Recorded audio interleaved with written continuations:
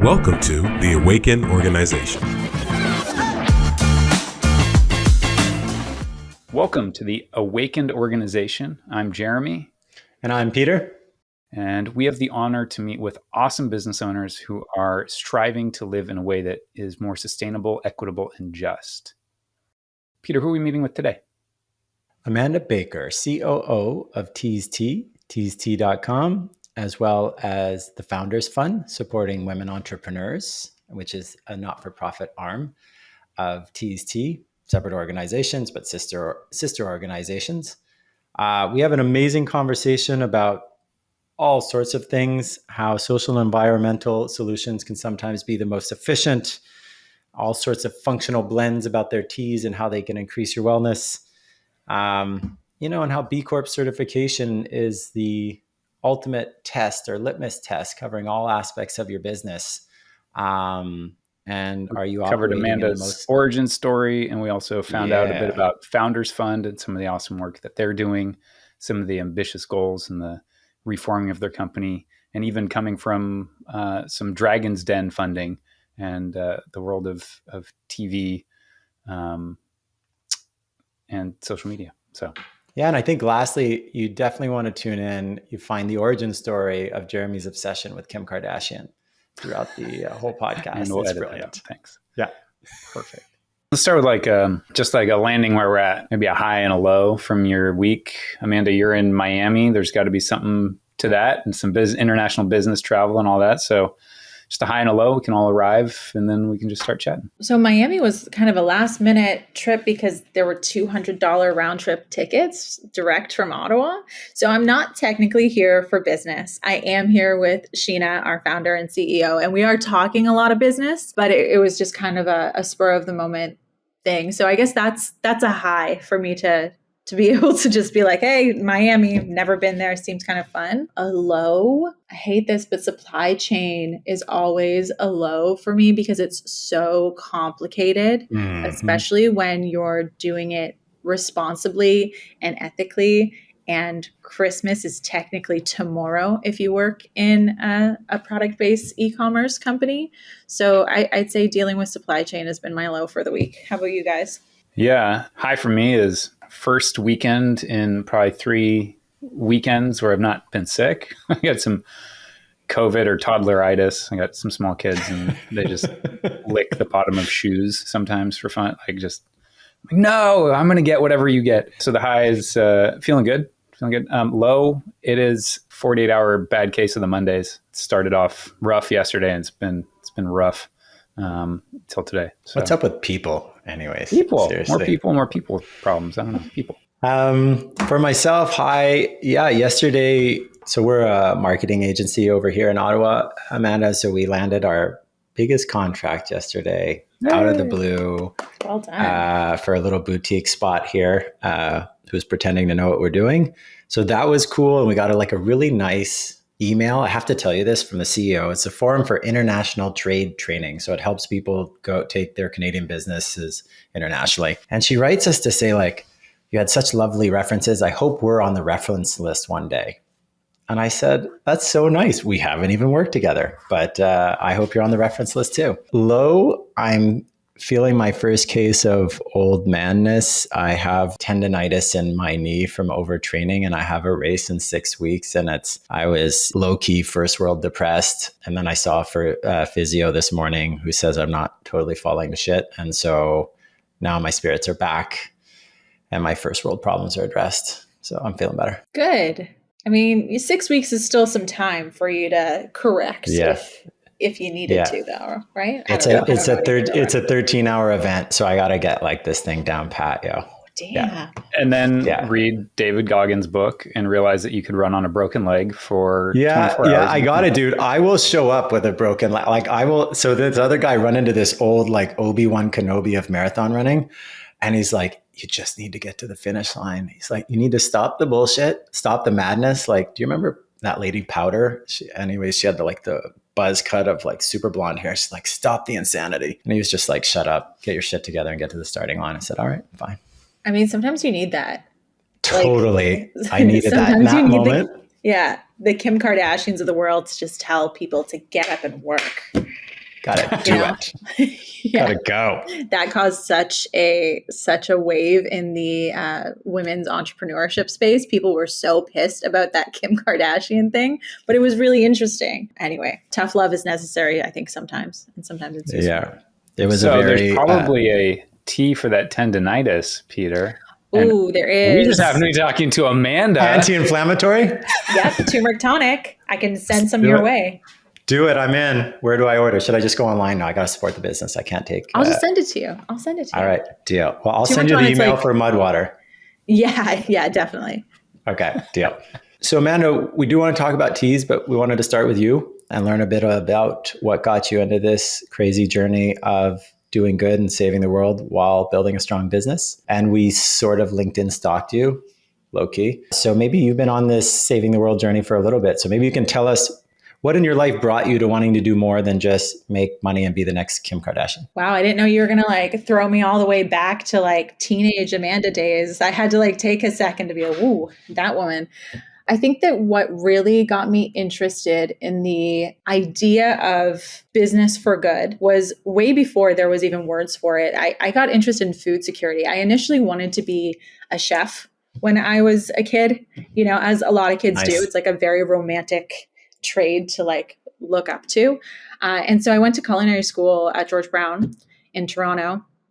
And I was so interested in the way that food traveled across the world and the power and influence that was involved in food and the inequalities in food. I think that the thing that I learned that really got me was that world hunger is not actually a food issue. It's a distribution issue, and it's a distribution of power issue.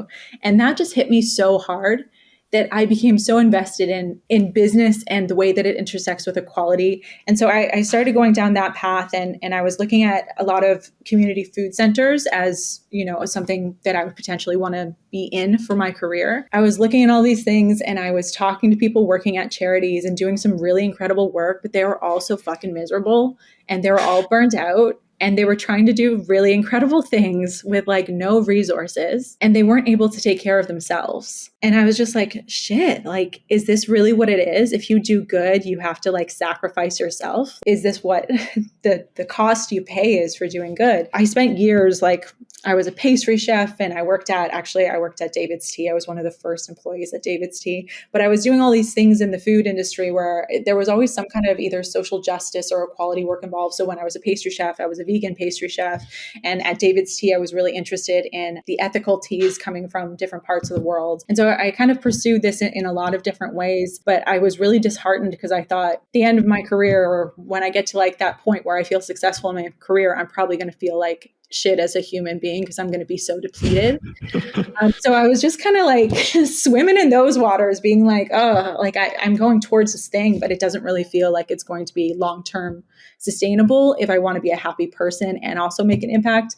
Anyway, so a chance volunteer opportunity brought me to Public Inc. Public Inc. is a social impact marketing agency. I learned about them when I was volunteering for this campaign that they were doing called Vote for a Party. They were trying to increase voter registration for people like 18 to 35 or something. So the idea was they were standing outside of polls and being like, hey, if you vote, we'll give you this token for a beer that you can get at this local brewery like next door. So it was pretty much like, if you vote, we're going to give you beer.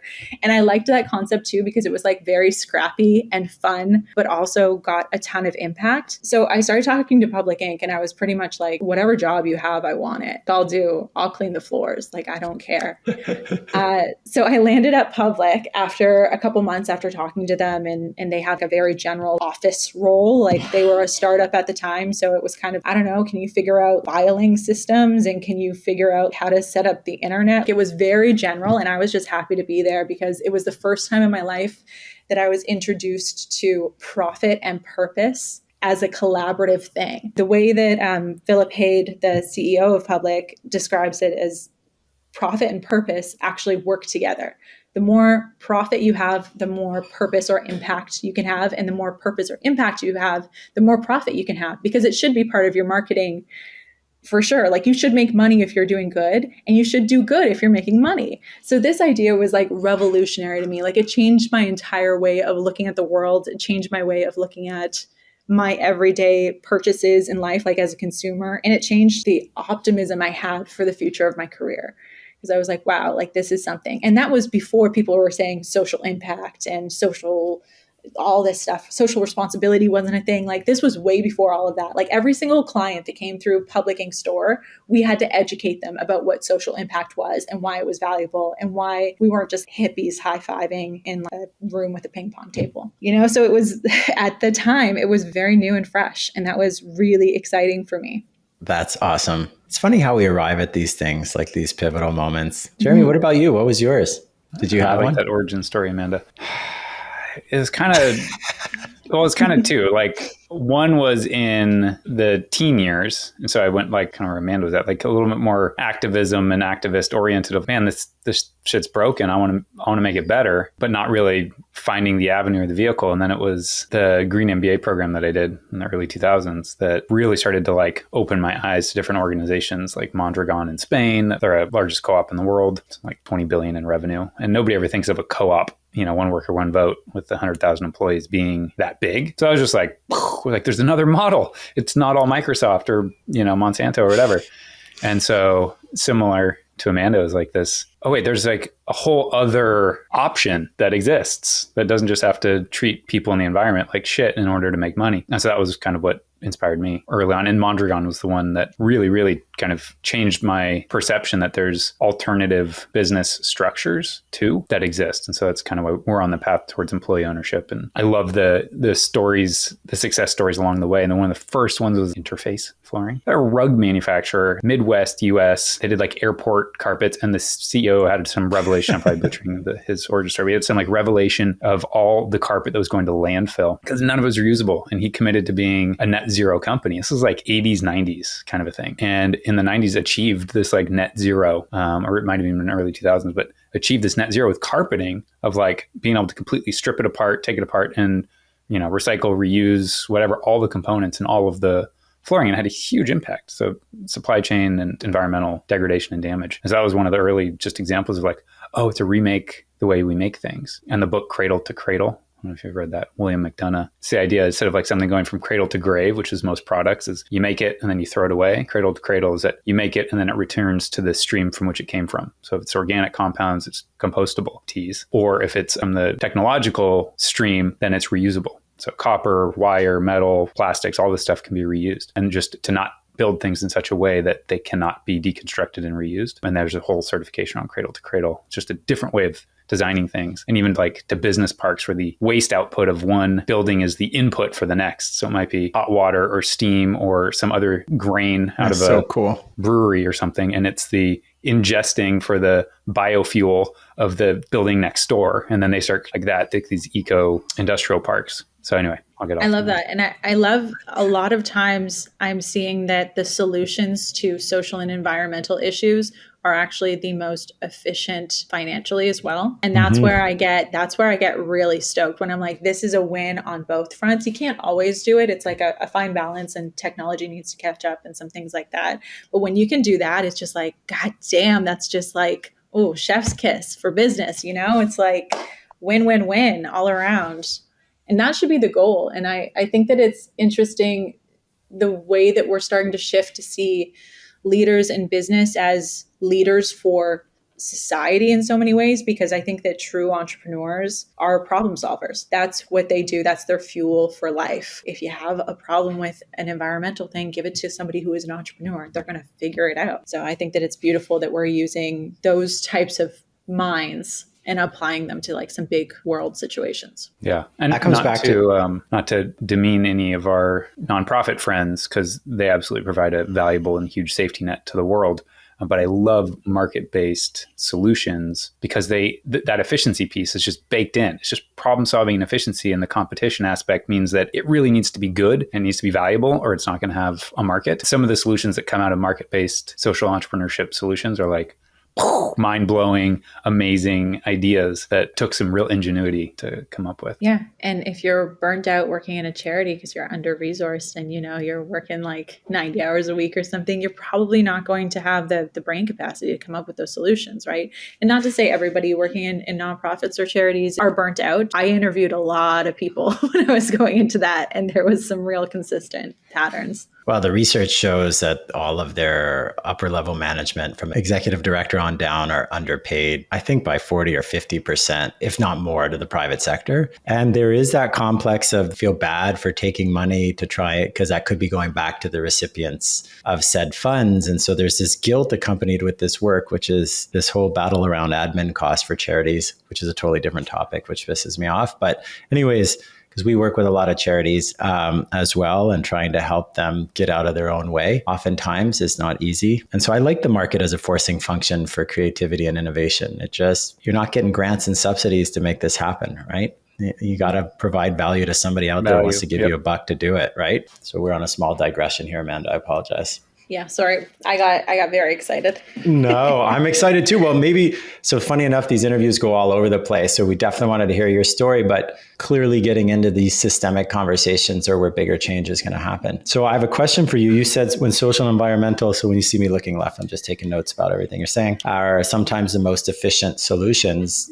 Has that manifested itself for Tease? Definitely has. This past year, we completely remade our business. Sheena has been running Tease for the last 8 years. So the company has undergone a lot of different eras, I want to call it, because they were all really valuable and we've built on them. But we've kind of gone back to our roots, so to speak. In September, we relaunched and we really were focusing on functional blends versus just tea bases, because that's how Sheena actually got into blending teas. Is she was introduced to tea after working in hospitality, and she really needed things that were going to do more than what coffee could. So that's when she started blending these functional blends. But with that, she wanted to be able to do something that was a little bit more innovative than what she's seen in the space. A lot of tea companies, like tea bags, are made out of plastic or bleached cotton, which a lot of people don't know, which is really interesting to me that people are feeling what do you mean my other tea bags aren't biodegradable? But it's not the most cost efficient to build a tea bag like that all the time. Where it does become a little bit more cost efficient, not directly for us, but in general, is this stuff is backyard compostable. You can throw it in an organics bin. It's not contributing to the waste of a city. So really, when we think about infrastructure, that's where the savings are for a biodegradable product. Sorry, what was the original question? Now I'm just No. I think you nailed it without even knowing it, which is even more awesome. I was just saying when the more social and environmentally friendly solution is also the most efficient. I consider that the most efficient, although our cost of goods are higher. And a lot of that has to do, we're still a small company. So we still don't have the buying power that hopefully we will in a couple of years. But it was important for us. And it's interesting because that's why people come to us for that differentiator, for that, we're being so conscious about the way that we're building these products, that in itself makes us money. Part of our marketing is just telling people what we do and how we do it. And there are other traditional tea companies that can't keep up with that. So they don't have that differentiator in a market that, let's be honest, I think everybody's heard of tea. Show me a person on the planet that has not heard of tea, right? So that's also where, although the product is costing us more, it's actually a huge differentiator in our marketing and a huge value add that we're seeing people come to us specifically for. Yeah, the other stock-based companies it's harder to pivot when you have shareholder pressure to hit EBITDA numbers. So to go and increase the cost of your tea bag or whatever, as much as they're trying to greenwash or social wash their activities as much as they can, not all of them, but some, makes it hard for them to compete because they're there to drive shareholder value at all costs, right? Exactly. And that's how greenwashing does happen, right? Because they've got pressure from people to make money. So if they go to something that they're going to say the contents of our tea bags are biodegradable, because what they mean is tea leaves are biodegradable, they could say that, I'm sure, and not get caught for a long time. And maybe some consumers would be like, oh, the contents of their bags are biodegradable. That's great for the planet. But what they don't realize is the tea bag itself is toxic. I have a question on tea then. I haven't seen your packaging, but I get loose leaf now, so it's different. But And the packs are actually like this aluminum foil with the tea bag you pull out of. So that's also not recyclable from what I understand. Well, ours are biodegradable. Yeah. That shiny foil pack that we have is actually a plant-based fiber. So it's made from corn and sugarcane, which is really exciting because it doesn't look like it. Like it looks like a foil pack. But if you like touch them, when you get your turmeric tonic, you'll see when you like squish it, it's got this crinkly kind of effect, and you can tell that it's not quite the same as a regular foil. Peter, we'll do a special pot unboxing, and you can eat the whole tea bag wrapper. My daughters would be so psyched if I see her on camera going, don't even open it. Just eat the whole thing. Get the full benefit. Just ingest it directly. Like peanuts with shells. I love it. Brew is optional. Can you tell us a bit about Tease and what brought you to Tease? Yeah, so tea, the world of tea has always been really interesting to me, mainly because of the way it travels across the world. So this is going back to the food security thing with me a little bit, because tea has a really interesting political history. It's been used as currency. It's been like wars have been started about tea. There's tea specific to so many different cultures and growing regions. It's just something that I think unifies us and also defines and sometimes separates us. So I've always been interested in the world of tea. I started working at David's Tea when I was 20 years old, way back when David's Tea was just the one spot on Queen Street, and it was actually in a Le Chateau. So that's how small it was. It was like a pilot project kind of thing. Yeah, it wasn't a permanent spot of its own. It was like in a corner of Le Chateau. But I started to learn about tea there and learn about the different types of tea and the different health benefits of tea and how to brew things properly, because different kinds of tea require different temperatures of water and things like that. Yep. And so I got so interested in tea. And when I left David's Tea, I actually then managed a restaurant that was tea themed. So I kind of continued my tea knowledge there. And then after that point, I thought that tea was just kind of like an interest and a hobby of mine, but I was still very in it. I was always like blending my own stuff and always very curious when there was like a new tea shop in town. Then about 2 years ago, Sheena was actually looking for somebody to launch Founders Fund. And Founders Fund is our sister organization at Tease that funds and mentors women in business. So it's a big part of what we do for social impact. Sheena was looking for somebody to help launch Founders Fund. And I initially signed on for that because I was like, social impact, helping women. I had already been doing this kind of peer circle. I had a very small business and there was other women in Toronto that were a similar energy to me. And I was facilitating a monthly peer circle where I'd bring in speakers and we'd all learn together and we'd all kind of, we'd vent, we'd celebrate, we would talk all things business. And so it was kind of like Founders Fund on a mini scale. So when I saw that Sheena was looking for somebody to do Founders Fund, she had these big visions for it. I was like, hell yeah, sign me up. So pretty much Sheena and I didn't know each other before I got brought on to Founders Fund. And then we started working together and we just realized that we were so values aligned and worked in a really similar way that less than a year after I was at Founders Fund, like maybe 7 or 8 months in, she was like, listen, I want you to run both companies. And I said, no. I said, absolutely not. Like, I'm swamped as is. This is too much. Like, I can't possibly do both. And then she said, okay, I understand. Like, it's a lot. That's fine. 2 days later, well, what if you ran both companies? And I was like, we already had this conversation. So the thing about Sheena is, I think she's relentless. She's relentless. She's really great with being relentless.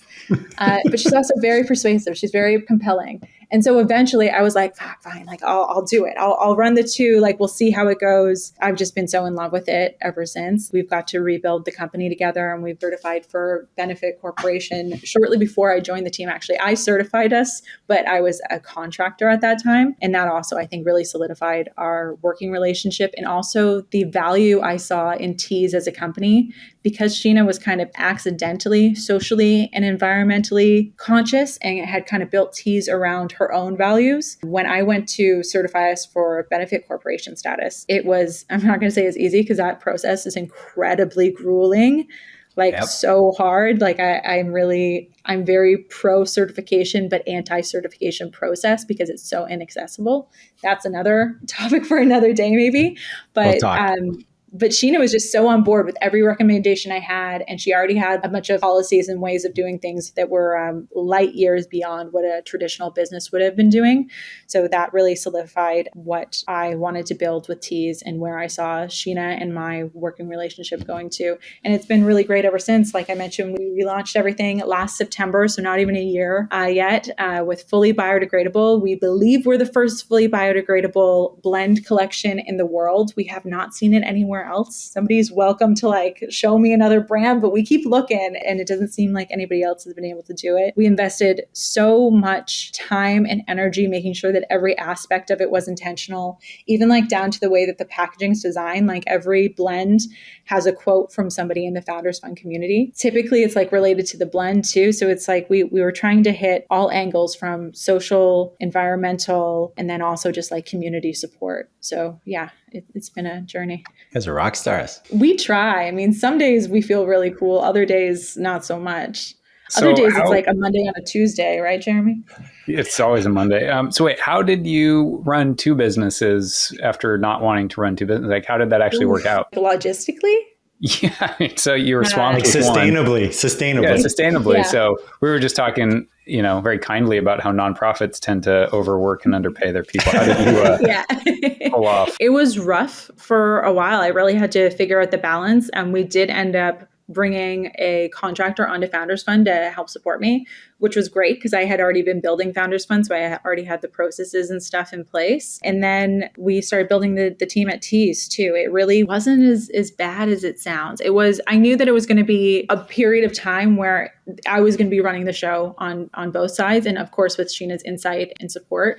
But it was just rough for a couple of months while I was figuring it out and really like getting my brain around going from a company that was product based and had like direct customers to a company that was like community based and had kind of more servicing needs for that community, So it was two completely different skill sets. But now that I know both companies so well and that I've really built out this iteration of Tease alongside Sheena and built up Founders Fund, I see where they intersect and where they support each other like so easily. Like we do this thing around after Black Friday, there's Giving Monday. Do you guys know about this? I feel like it's still okay. So Giving Monday, it's when typically companies who have made a ton of money at Black Friday do like a Giving Monday campaign. And it's true, but I'm good with it so long as the money's going to the right spot. 100%. They typically they donate or they support an organization that is for social or environmental good. So what we do on our Giving Monday is we actually ask our Founders Fund community, because Founders Fund is very scrappy and very not sanitized business. It's very like honest, people-centric business. So we go to our Founders Fund community and we're like, listen, like, what do you need? Like, what physical items would make your life easier for your business, whether it's a office chair, a new computer, a meal plan delivery, like if you haven't had a chance to eat, because let's be honest, people run businesses. And if you're not good as a person, you're not going to be able to run your business. So we ask them what they need. And then we get a ton of submissions every year. And then at Tease, that's what our Giving Monday is about. And we always, we do our best to like top it up and really hype it up and get as much money as possible. We just go and we ship these items to the women that have submitted what they need. I love that. And I think that the spirit of both companies is really alive in that example of partnership because it's just so direct. Like the impact is just so immediate. 2 days later, business owner opens her front door and there's an office chair there. No strings attached. Here you go, enjoy. So that was the advantage of me being so involved with both, I think. Couple of rough months though, maybe. Shh, we won't tell anybody. Yeah. Don't tell Sheena. So Jeremy's certified B Corp with DeepNet, and we have just finished our application process and are about to submit. Nice. So yeah, thank you. It's that in and of itself, to your point, has been a journey. That's a lot of friggin' questions in one spot and a lot of supporting documents to put together. Why was it important to you / Tease to get certified? You guys are already do-gooders. This is a question I get a lot because I talk a lot about B Corp and I consult for B Corps as well. B Corp is important to me because it embeds every part of the business. There's a lot of certifications that are very singular in what they look at and how they evaluate. For me, B Corp is the only thing that is looking at every single aspect of your business. If you guys remember, there's like a question about what kind of cleaning products you use in your office. So I love that example because it's just the type of stuff you never think about. I had certified a few companies before I certified Tease, Public Inc., the marketing agency I worked for. Yep. That was like one of my first tasks is people were like, we don't know what to do with this thing, but we want it. Can you figure it out? So that's really how I became a master of B Corp. Is it was just thrown on my desk like week 2 at Public. But I love it. And I love it because it helps you build out your internal processes so that you can scale in a socially and environmentally responsible way. I certify a lot of smaller companies. I tell them, like, I'm going to give you processes that you're going to have to grow into. You might not think that you need a parental leave policy because you've got like one employee and it's like your husband or something. But like you will need that eventually if you're going to get where you want to go. I love that about B Corp is it really helps inform the way that you're building your structure as well. But that's kind of the sneaky thing about the B impact assessment is they don't tell you that you can actually use it to inform your policy making and your processes. They're kind of like, do you have this? And so people read that and go, oh, shoot, I don't have that. I don't have enough employees to have a policy like that in place. I guess I don't get those points. And it's like, no, build the processes, build the policies. What's that movie that it's like, build it and he will come? They will come. Yeah. Feel the dreams. Feel the dreams. Yeah. That's exactly what it is. It's like you gotta build it first. And I think that the team and the success and all that will come. I feel like that's like a sneaky thing about the B impact assessment is it's not positioned as like, here's a tool to help you build your internal processes and your supplier relations and all that, depending on your industry. Yeah. It's just kind of like do you have this? Yes or no? Yeah. The one on the assessment that got me was, who are your top 20% suppliers, vendors that you buy stuff from? Are they privately owned, publicly owned, BIPOC, minority owned? Like, who are they? And I was like, I don't know. I came up with this list. I was like, holy crap, we spend a lot of money with Amazon. We spend a lot of money with whoever. And I was like, is this a private company? Is this a public? And so it was like all this research about the people that we spend hundreds of thousands of dollars with every year. Oh, yeah. Yeah, where we spend our money matters. Yeah. And they just asked the question of like, who are they? And here's the things we want to know about them. And that was it. And I was just like, oh, time to audit all of our vendors and replace them with purpose-driven companies. Done.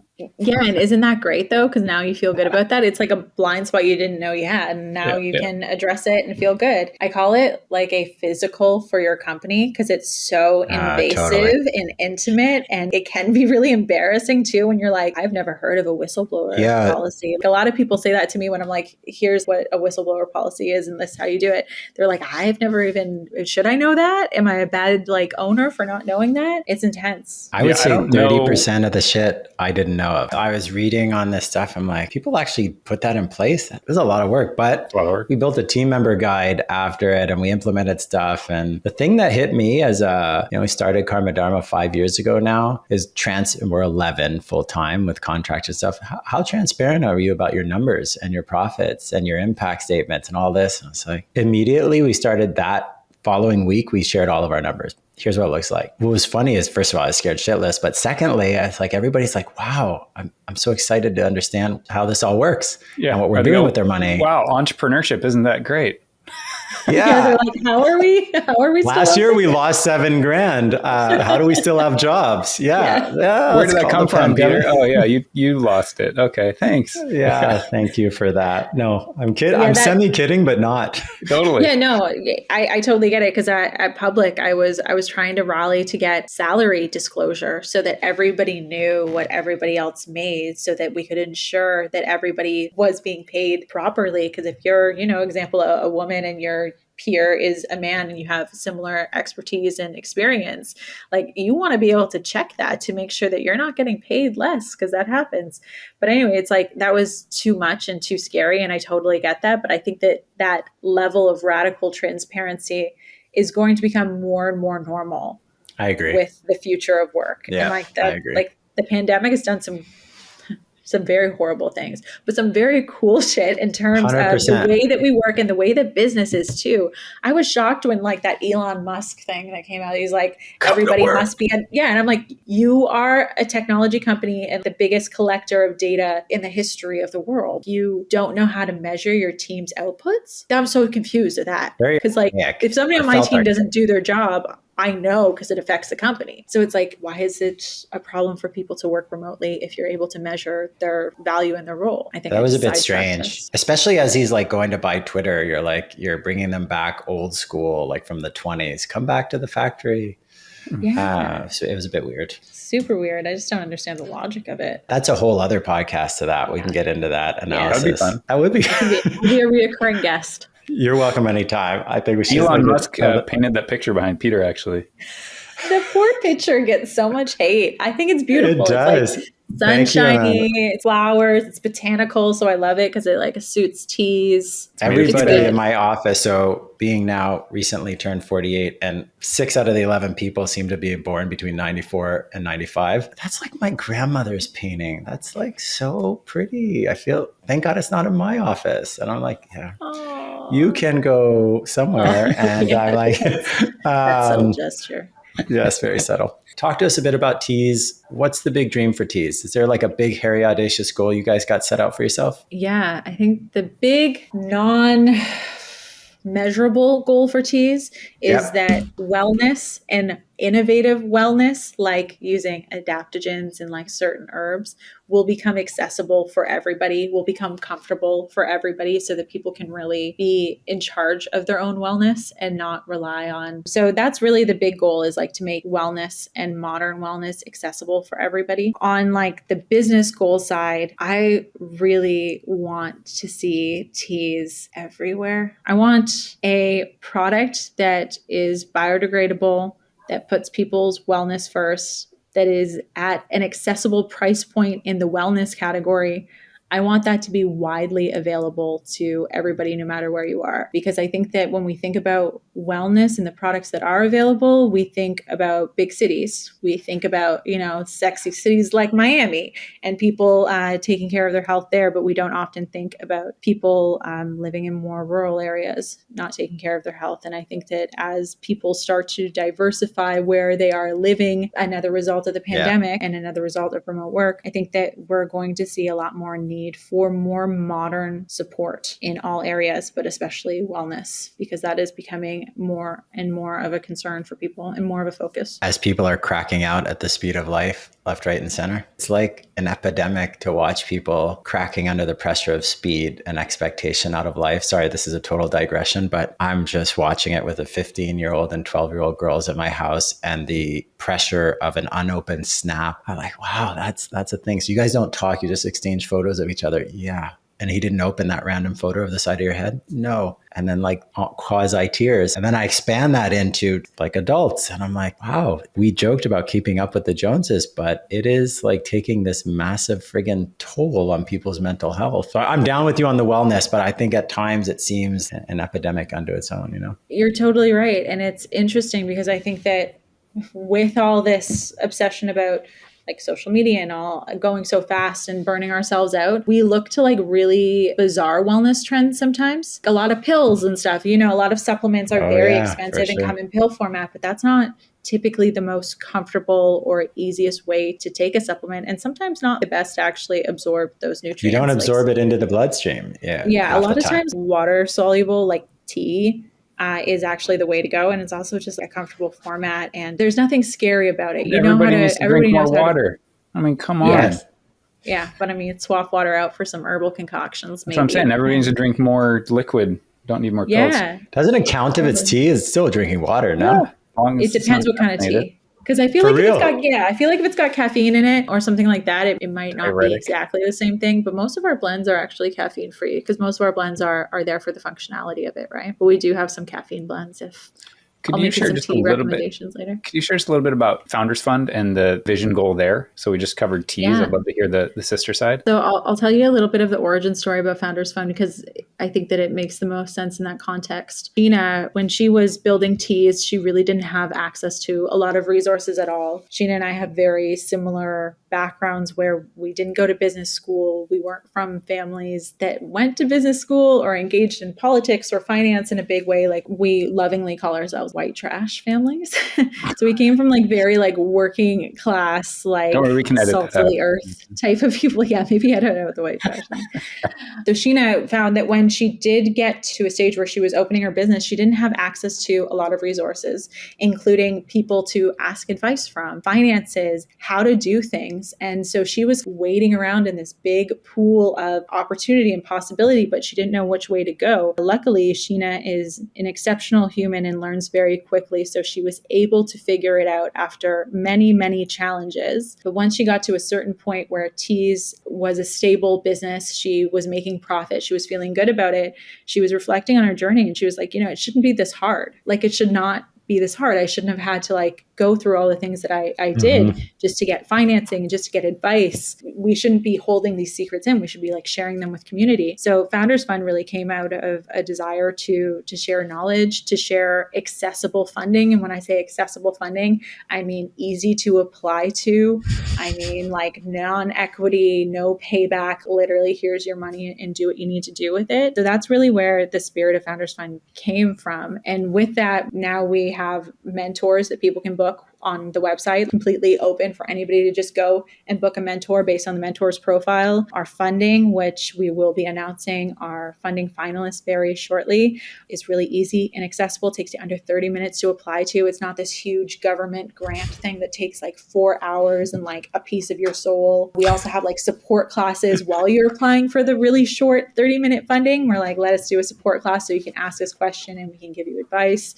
We're just trying to support women because that's where we saw like the biggest disparity in business, trying to support it to be easier for women to be exceptional in business. And without a lot of the bullshit that we've seen from traditional business supports, because a lot of it is really inaccessible. A lot of it is really lacks diversity of all sorts. And a lot of it is just very sanitized. If you've ever been to like a business networking function, you know that feeling where it's like, you're not really humans. You're just kind of The like worst. playing a role. That's not Founders Fund at all. Like every time we bring somebody into the Founders Fund community to do a session, or we have quarterly conferences that are virtual to make them accessible. Anytime we do something like that, I'm like, come as a human. Don't come just as a business owner. Like if you are most comfortable in your pajamas, show up like that. It's okay if you curse. Whatever is you is what we want. We don't want like this sanitized pantsuit wearing person, So that's, I think, part of the magic of Founders Fund too, aside from like funding and mentorship and community. We do it in a way that we're here for humans, not just the business part. Amazing. And there's a theme that's emerging here. We talked to a couple episodes ago, we talked to Mike over at Delphi and Leading Change, purpose-driven for-profit, and then their mentorship program, which is around emerging leaders. It seems to be mentorship just continues to seem to come up as being the thing that's been lacking. Similar to you, Amanda, it's like this moment of, there's another way. Where are those mentors that show the other way, as opposed to media and TV and whatever that's showing the way, which is not the narrative that I was able to embrace. So I'm super excited that you guys are engaged in mentorship, entrepreneurship with women. That's great. We had another podcast guest, Carolina, who's all about helping other women entrepreneurs. It seems that there are people that are rising to fill the need, which is very heartening. And my last question for you is just, what are you seeing in terms of sustainability writ large, like the overall movement? B Corp just surpassed 5,000 member. Like what are you seeing on this macro scale of, is something good coming? I think something good is coming. And I actually think that you hit on it when you were talking about the cradle to cradle thing. I think we're going to see a lot of closed loop supply chains, a lot of things like going back into the earth or going back into being manufactured into other items. I think that we're going to, I know for sure, we're going to see companies that are not doing that are going to lose money. If you are not a social or environmentally focused company in 2022, your time is limited. You're on your deathbed. Ooh, a new kind of closed loop. I love it. Buying from other eco-friendly vendors, right? Yeah. Other B Corp, sourcing, closing the cradle to cradle within so not only on the product supply chain side, but also just in how your dollar's spent, the circular economy side. For sure. And you saw that when you said you were vetting all your suppliers, and it took you so long to really realize like, wow, this is a big issue. yeah, the more we look at that, I think the more that we continue to look at life and business holistically, I think that we're going to see a lot of strides in the quality of human connection, human life, the planet, everything. Like it's all connected. So is Tease ever going to have a coffee product? Ooh, oh my God. I would kind of love that in a way. I'm not sure what it would look like. It would definitely be some botanical infused. Yeah, it might be like a Mudwater situation, maybe. There's a couple of coffee companies doing some really great stuff though, like Four Sigmatic and stuff, doing like mushroom-based coffees, and they're pretty ethically sound when you look at their supply chain. So, do you have any psilocybin mixes? Is that coming down the pipeline? What? Give me that Mudwater document, and maybe I'll make an exception. Yeah. Yeah. So I thought Four Sigmatic was sourcing a lot from China. I don't know if I'm right about that. I thought so. Bastards. Oh no, bastards. I could be wrong because there was one mushroom coffee company that was really good, and I remember they had all of their supply chain mapped out on their website, and they had like a lot of verifying tools for it, and I was really impressed. And so, if somebody's already doing something incredible in a space, like I don't really see a need to move into that space. Thunder. Yeah. Well, if somebody's already the doing folks exactly over what at Salt Spring Coffee Company are legit sustainability do-gooders and would potentially have a great partnership opportunity to. Oh my God, that'd be so cool. That'd be a fun collab because they're just. Or just have like a bundle or something that was like a coffee and like tea blends bundle. Like I'd be so into that. Or you could source from them and not have to deal with all the supply chain stuff, and they could, and know that I think they're going for 150 points B Corp score. Like they're nice. Wow, they're the that's first really B Corp in high. Canada. I mean, they're like OGs of sustainability coffee. 26 years doing it. That'd be a great. Wow. That's what I mean. It's I love that. The cradle to cradle idea. Like get somebody like that you're like, okay, the best practices, the best product. Yeah. And then you guys are quite a bit further along on the marketing path. So I love that though. They're like the Patagonia of coffee. Yeah, exactly. Oh my God. Jeremy's favorite expression, the Patagonia of something. Yes. I do say that about a lot of things as well. It's just such a good story. Patagonia is just so, it's the case study that makes it possible, right? Totally. And it makes it economically compelling too, because they've got such a long history, right? I just wish their shit was like appealing look-wise. Like, okay, aesthetically? Yeah, it's just ugly. Like, I don't want to shop at Lululemon. I really want to support their mission. I need like a B Corp that does athleisure, that doesn't make me look like I just came out of the forest after a 6-month hibernation. That's what I want. That's fair. Yeah, I don't know of one. I know of a really incredible menswear athletic stuff, but they're not B Corp certified. They're called Girlfriend Collective. So it's women's wear. They do have like, obviously like women's wear can be worn by anybody. They're pretty sleek, really great colors. They kind of have a Lululemon vibe for the style of their clothing, but definitely not a Lululemon vibe for their values. They're pretty cool. They don't go out saying that their products are not for big size women. Yeah, they don't. They don't do that. No, they're very size inclusive. That Chip Wilson stuff was so funny. Like that was just so just so detrimental. Funny in the way that it's just, what is this guy doing? What the F? Yeah. What the F?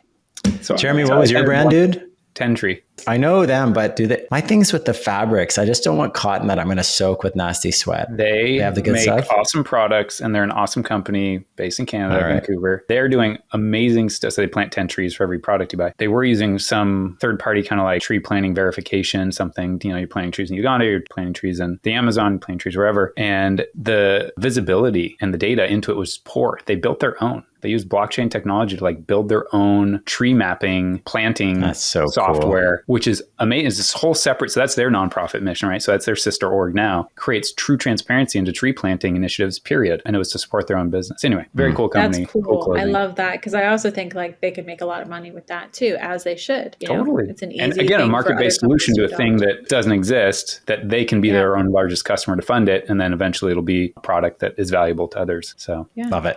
As we're winding up here, Amanda, I got 2 final questions for you. Okay. Well, probably more than that, but I'll stick to the 2 for time. One is, not everybody's a B Corp, sadly, but there are policies, as we mentioned earlier, that going through are applicable to anybody, B Corp or not. Is there any one policy that you guys have or are applying that you just think, bar none, we could share it in the show notes and say, you should have this in your team member guide or be abiding by this one? Oh, that's hard because I really think that policies are dependent on the personality and values of the company too, because there's a lot of great B Corp stuff that we don't do just because it's not where our priorities are, or What's your favorite?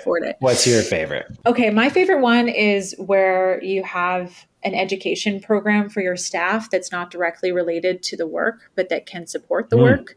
So something that we do, because financial literacy for women was such a big part of Sheena's journey and why we built Founders Fund, is we have financial literacy training for our entire staff once a year that we do together. They obviously come in on like work time and do it and obviously get paid for doing it. But I really love that because I think that it speaks to how much we value our staff as humans and not just workers, but also it's just such an important gap. Like women's financial literacy is a big issue, and we're happy to have a way to address it and address it in a community setting too, where we're not just Googling what an NFT is and learning about cryptocurrency.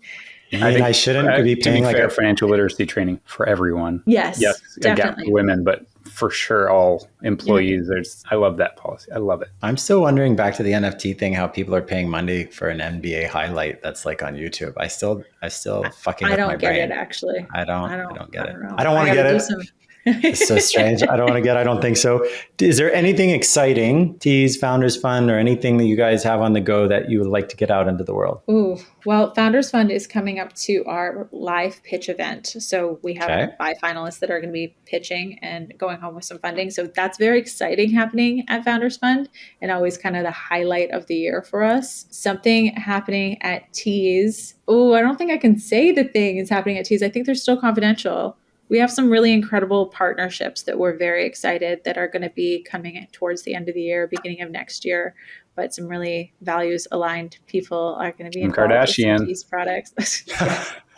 No, it is not Kim Kardashian, but it's maybe somebody that's a little bit more tease-like. And you're going to set him off on random guessing here, Amanda. It's going to make it awkward. No, I'm hoping that we recorded you talking about Kim Kardashian, and so it's not just. So it doesn't seem like it's your thing. Yeah, I was like an obsession with Kim Kardashian. Why are you so obsessed with Kim Kardashian? But yeah, so we have some big partnerships coming up that we're really excited about that are going to be business-wise very, very big and exciting and new territory for us as a company. So yeah, that's going to be fun.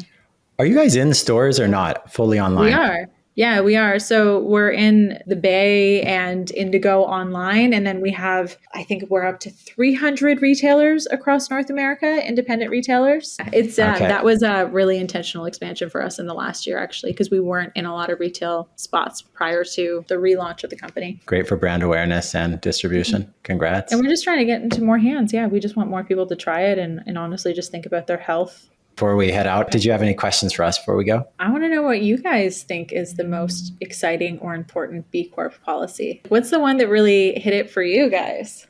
Well, I talked about the financial transparency thing earlier. I think I also really liked having social environmental goals declared for the organization, but embedded into employees' performance reviews. So I just found it very interesting that, we talk about it and we set up a social justice committee and a green committee, but that's the shit that often, not always, falls off because you get busy and, we still feel like a startup 5 years in. And like when you have it baked into, hey, at the end of the year, if this was a good year or bad year will partially depend on if you made a difference in this world through this company. I think it's good to put it on paper. It's kind of like, I don't know. You can be with someone, and I get marriage isn't for everybody, but it's a little bit different when you got a signed piece of paper. That's for me.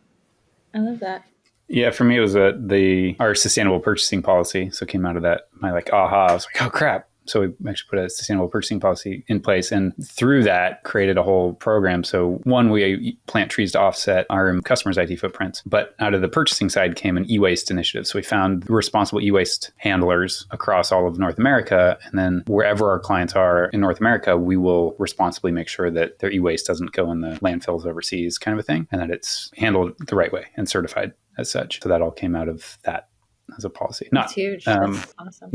Doesn't fit for most businesses and industries, but it fit really well for us. And so it was an impact place for us. I was excited about. And it wasn't B Corp. I don't know if it was B Corp related, but we also launched our unlimited personal time off. And if you need time, take time. And such a philosophical shift to treat people like adults, saying, hey, I'll trust you and you'll trust us. And maybe we don't need to legislate the fact that you have to work the system to use that extra sick day or take the extra vacay day. You need time, take time. You need to go to the doctor, go to the doctor. You need to take care of your kid, go take care of your kid. Without all this worry about, I don't have time left, I can't.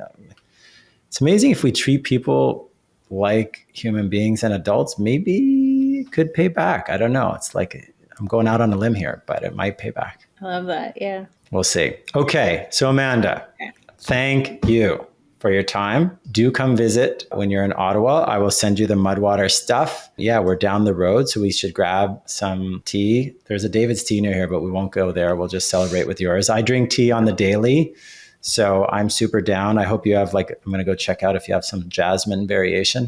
We don't, but I have a personal stash. I can use that. That sounds very illegal, but everything's legal here in Canada now, so we're good. So thank you for your time. Amazing work with Founders Fund and Tease. So inspirational. My dream is now to get on Ellen somehow to follow in your footsteps. And thank you for your time. Thank you.